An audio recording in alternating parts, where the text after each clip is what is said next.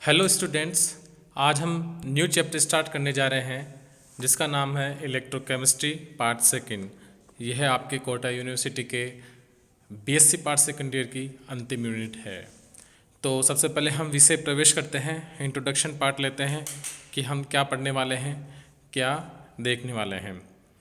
एक वैद्युत रासायनिक उपकरण जिसके द्वारा विद्युत ऊर्जा को रासायनिक ऊर्जा में अथवा रासायनिक ऊर्जा को विद्युत ऊर्जा में परिवर्तित किया जा सके, विद्युत रासायनिक सेल या इलेक्ट्रोकेमिकल सेल कहते हैं। अब सेल दो प्रकार के होते हैं।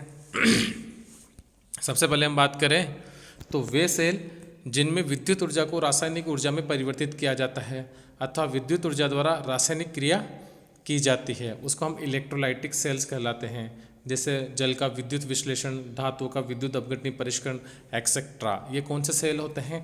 ये इलेक्ट्रोलाइटिक सेल होते हैं जिनमें विद्युत ऊर्जा को रासायनिक ऊर्जा में परिवर्तन या विद्युत ऊर्जा द्वारा रासायनिक क्रिया करवाई जा रही है। अब दूसरे प्रकार के सेल कौन से होते हैं? वे सेल होते हैं जिनमें कि रासायनिक ऊर्जा को विद्युत ऊर्जा में परिवर्तित किया जाता है अथवा रासायनिक अभिक्रिया द्वारा विद्युत ऊर्जा उत्पन्न की जाती है। वेल नोन एग्जाम्पल है आपके जितने भी बैटरी के सेल होते हैं वो सब इसी कैटेगरी में आते हैं। इन्हें हम कौन कौन से सेल कहेंगे?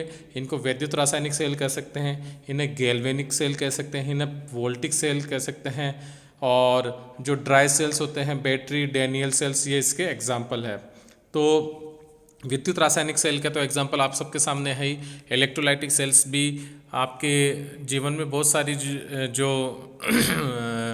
धातु वगैरह का परिष्करण आदि किया जाता है। जो सोना चांदी होता है जिसमें आप शुद्ध वगैरह करवाते हो तो उसमें विद्युत अपघटनी सेल के द्वारा में वो क्रिया करवाई जाती है और इस तरीके से शुद्ध धातु प्राप्त की जाती है।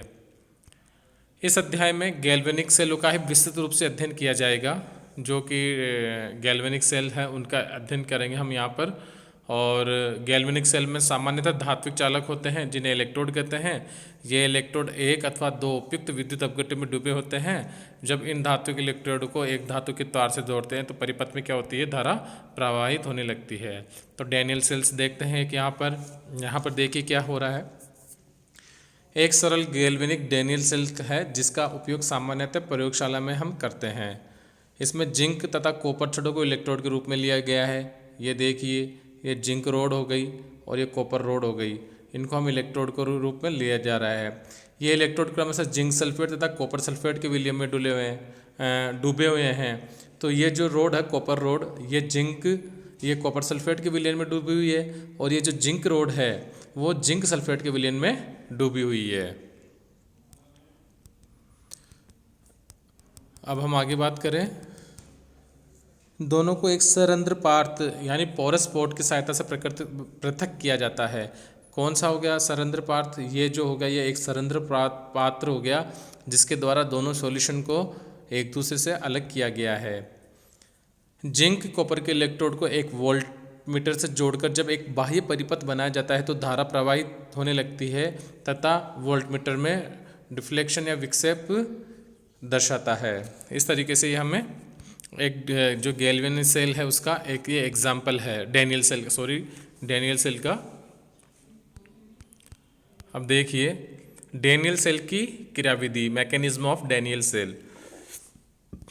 प्रत्येक धातु व हाइड्रोजन का ये गुण होता है कि जब इन्हें जल अथवा इनके आयनों के विलयन में डुबोया जाता है तो ये इलेक्ट्रॉन को त्याग कर धनायन बनाते हैं और इनमें साम्य स्थापित हो जाता है। डैनियल सेल में जिंक धातु Zn2+ तथा कॉपर धातु Cu2+ के संपर्क में रहते हैं, अतः निम्नलिखित साम्य स्थापित हो जाता है। तो यहाँ पे जिंक क्या होता है? 2 इलेक्ट्रॉन को त्याग कर Zn2+ बना रहा है, और कॉपर क्या हो रहा है? 2 इलेक्ट्रॉन को त्याग कर Cu2+ बना रहा है। जैसा कि ये दे रखा है, धातुओं द्वारा मुक्त इलेक्ट्रॉन इलेक्ट्रोड पर होते हैं। उपरोक्त धातु में जिंक की इलेक्ट्रॉन मुक्त करने की प्रवृत्ति Cu की अपेक्षा अधिक होती है। जब हम इलेक्ट्रोकेमिकल सीरीज देखते हैं तब हम देखेंगे वहाँ पर कि ये किस तरीके से जो जिसका विभव पर डिपेंड करता है कि कौन इलेक्ट्रॉन गेन करेगा और कौन इलेक्ट्रॉन मुक्त करेगा, कि कॉपर की अपेक्षा अधिक होती है। अतः जिंक इलेक्ट्रोड पर कॉपर इलेक्ट्रोड की अपेक्षा अधिक इलेक्ट्रॉन होते हैं। दोनों इलेक्ट्रोड को बाह्य परिपथ द्वारा जोड़ने पर चित्र में दिखाए अनुसार इलेक्ट्रॉन जिंक से कॉपर की तरह की तरफ प्रवाहित होने लगती है और धारा परिपाटी के अनुसार कॉपर से जिंक की ओर प्रवाहित होने लगती है। मतलब इलेक्ट्रॉन तो प्रवाहित हो रहे हैं जिंक से कॉपर की तरफ, क्योंकि जिंक की इलेक्ट्रॉन निकालने की प्रवृत्ति किससे ज़्यादा है, जिंक कॉपर से। तो जिंक इलेक्ट्रॉन जाएंगे जिंक से कॉपर की तरफ और धारा जाएगी कॉपर से जिंक की तरफ। धारा प्रवाहित होने पर इलेक्ट्रोड पर होने वाली अभिक्रिया निम्न है। तो देखिए धारा प्रवाहित होने पर इलेक्ट्रोड पे क्या अभिक्रिया हो रही है। पहले तो जिंक पर क्या हो रहा है, ऑक्सीकरण हो रहा है, जिंक Zn2+ में चेंज हो रहा है और 2 इलेक्ट्रॉन हो रहे हैं। और जो उस पर क्या हो रहा है, कॉपर इलेक्ट्रोड पर, कॉपर पे अपचयन हो रहा है, क्या 2 इलेक्ट्रॉन गेन कर रहा है और कॉपर बन रहा है। तो यहाँ शुद्ध कॉपर अपने को प्राप्त हो रही है। इसमें संपूर्ण अभिक्रिया में क्या हो रहा है, Zn(Cu2+) Zn2+ और कॉपर हम निक्षेपित हो रही है। अथवा हम इसको इस तरीके से कह सकते हैं, जिंक तो सॉलिड है, Cu2+ aqueous solution, Zn2+ aqueous में हो जाएगा और कॉपर सॉलिड में मिल जाएगी। इलेक्ट्रोड पर होने वाली अभिक्रिया इलेक्ट्रोड रिएक्शन कहलाती है या इलेक्ट्रोड अभिक्रिया कहते हैं या अर्ध सेल अभिक्रिया कहलाती है। और दोनों इलेक्ट्रोड को मिलकर पूर्ण सेल अभिक्रिया होती है। उपरोक्त अभिक्रियाओं से यह स्पष्ट है कि इलेक्ट्रोड पर होने वाली क्रियाएं ऑक्सीकरण है तथा अपचयन है, जबकि सेल अभिक्रिया क्या है, रेडॉक्स रिएक्शन है। अतः गैल्वेनिक सेल में धारा की उत्पत्ति रेडॉक्स अभिक्रिया होती है। जो सिंपल किसी इलेक्ट्रोड पे होगी वो तो होगी या तो ऑक्सीकरण होगा या अपचयन होगा, लेकिन जो सेल अभिक्रिया होती है वो कौन सी अभिक्रिया होती है, रेडॉक्स अभिक्रिया होती है। और गैल्वेनिक धारा की उत्पत्ति रेडॉक्स अभिक्रिया के कारण ही होती है, जिसमें उपापचयन दोनों अपने को देखने को मिल जाएगा। इस प्रकार सेल अभिक्रिया द्वारा बाह्य परिपथ में विद्युत धारा प्रवाहित होती रहती है जब तक कि जिंक की पूरी छड़ घुल न जाए अथवा समस्त कॉपर आयन समाप्त न हो जाए, तब तक ये चलता रहेगा। परिपाटी के अनुसार वह इलेक्ट्रॉन जिससे इलेक्ट्रॉन बाह्य परिपथ पर प्रवेश करते हैं, अर्थात जिस इलेक्ट्रोड पर ऑक्सीकरण होता है, एनोड कहलाता है। तो यहाँ पर जो एनोड होगा वो कौन हो जाएगा, यहाँ पर जो एनोड होगा वो जिंक की जो छड़ होती है वो एनोड होगी और जो कॉपर की छड़ हो जाएगी वो क्या हो जाएगी, कैथोड हो जाएगी। डैनियल सेल में जिंक इलेक्ट्रोड एनोड की तरह कार्य करेगा। वह इलेक्ट्रोड जिसके द्वारा इलेक्ट्रॉन सेल में प्रवेश करते हैं, अर्थात जिस इलेक्ट्रोड पे अपचयन होता है वो कैथोड कहलाता है। अतः डैनियल सेल में कॉपर इलेक्ट्रोड कैथोड की तरह कार्य करेगा। जब इलेक्ट्रोड को किसी वोल्टमीटर से जोड़ा जाएगा तो वोल्टमीटर इलेक्ट्रोड के विभवांतर को दर्शाएगा और यही विभवांतर यदि खुले परिपथ में मापा जाएगा तो इससे हम इलेक्ट्रोमोटिव फोर्स या ईएमएफ या विद्युत वाहक बल कहते हैं। और डैनियल सेल का 298 केल्विन पर विद्युत वाहक बल है वो है 1.0988 वोल्ट। तो देख लीजिए एक बार डायग्राम से वापस हम आप बात दिखा देते हैं। तो ये जो जिंक है, ये जो जिंक रोड है वो तो एनोड की तरफ वर्क करेगी और ये जो कॉपर रोड है वो किसकी तरफ वर्क करेगी, कॉपर रोड हमेशा उसकी तरफ वर्क करेगी कैथोड की तरह, जिंक कॉपर जो कॉम्बिनेशन होगा उसमें। अब यहाँ पे जो इलेक्ट्रॉन यहाँ से बाहर जा रहा है तो यहाँ पे इलेक्ट्रॉन निकलने की प्रवृत्ति ज़्यादा है, इसलिए ये नेगेटिव चार्ज होता है और ये पॉजिटिव यहाँ पे दिखाया गया है, क्योंकि यहाँ पे जो Cu2+ है वहाँ पे इलेक्ट्रॉन कंज्यूम कर लेता है और Cu बनता है। इसकी वजह से जो ये तो पॉजिटिव इलेक्ट्रोड हो जाता है, ये नेगेटिव इलेक्ट्रोड हो जाता है। इलेक्ट्रोड विभव उत्पत्ति के सिद्धांत। अब ये देखो ये एक स्टार बना रखा है जो मैंने पहले बता दिया था आपको डायग्राम में। ध्यान रखना चाहिए कि कैल्विनिक सेल में एनोड तो क्या ऋणात्मक इलेक्ट्रोड होता है और कैथोड धनात्मक इलेक्ट्रोड होता है, जबकि विद्युत अपघटनीय सेल में, मतलब जब इलेक्ट्रोलाइटिक सेल की हम बात करेंगे वहाँ पर एनोड धनात्मक ही होगा और कैथोड ऋणात्मक ही होगा। ये एक बड़ा डिफरेंस है जो आपको हमेशा ध्यान रखना है, क्योंकि कैल्विनिक सेल में क्या हो रहा है, डैनियल सेल में क्या हो रहा है, डैनियल सेल में जिंक इलेक्ट्रॉन की ज़्यादा निकाल रहा है तो उसके कारण उस इलेक्ट्रोड के चारों तरफ नेगेटिव चार्ज ज़्यादा होता है और कॉपर इलेक्ट्रोड की तरफ इलेक्ट्रॉन कंज्यूम हो रहे हैं, इसलिए वहाँ पे पॉजिटिव चार्ज आ जाता है। इसकी वजह से जिंक को तो हम नेगेटिव इलेक्ट्रोड बोल देते हैं और कॉपर को पॉजिटिव इलेक्ट्रोड बोल देते हैं। अब इलेक्ट्रोड पर विभव उत्पत्ति के जो सिद्धांत है उसके बारे में हम बात करेंगे। इलेक्ट्रोड पर विभव की उत्पत्ति को समझने के लिए 2 सिद्धांत है। फर्स्ट है नन्स्ट का विलियन दाब सिद्धांत, नन्स्ट सॉल्यूशन प्रेशर थ्योरी। हाइड्रोजन व समस्त धातुओं का यह गुण होता है कि जल के संपर्क में आने पर वे इलेक्ट्रॉन त्याग कर धनायन बनाते हैं, अर्थात उनकी जल में घुलने की प्रवृत्ति होती है। नन्स ने इस प्रवृत्ति को धातु का विलयन दाब कहा, यानी सॉल्यूशन प्रेशर कहा, तथा कुछ समय पश्चात निम्नलिखित साम्य स्थापित हो जाता है, जिसमें जो धातु होती है वो अपने आयनों में और इलेक्ट्रॉन में टूट जाती है, इलेक्ट्रॉन त्याग देती है और आयन्स के बीच में, धातु के बीच में क्या हो जाता है, साम्य स्थापित हो जाता है।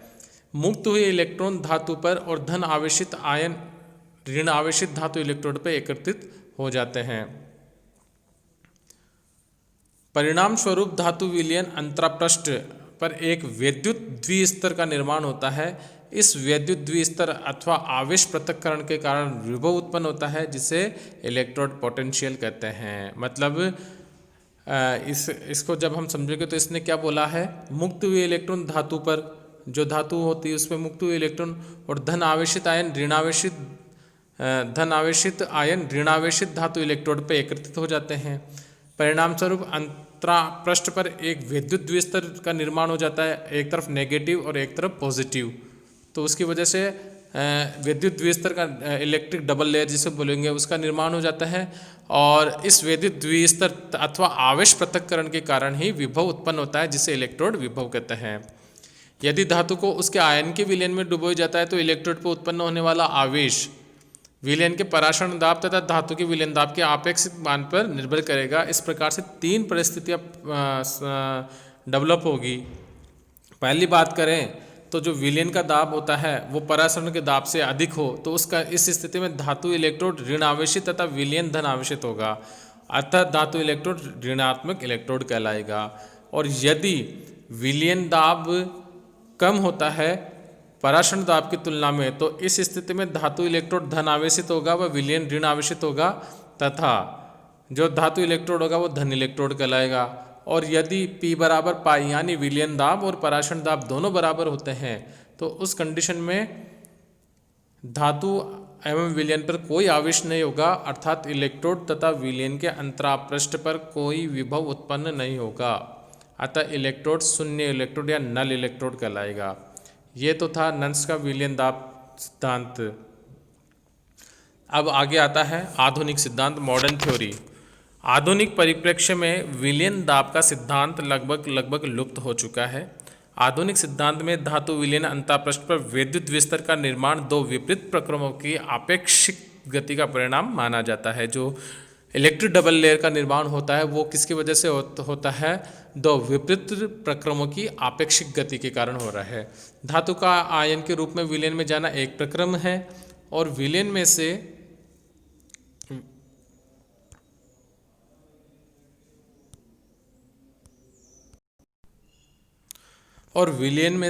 धातु आयनों का इलेक्ट्रोड पर निक्षेपित होना दूसरा प्रक्रम है।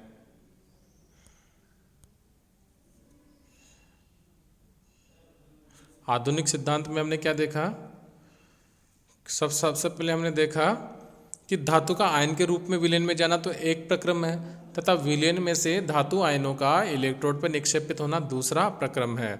यदि धातु आयनों का विलयन में जाने का वेग अधिक और धातु आयनों के निरपेक्ष होने का वेग कम है तो धातु ऋण इलेक्ट्रोड होगा, और यदि विपरीत स्थिति हो तो धातु धन इलेक्ट्रोड होगा।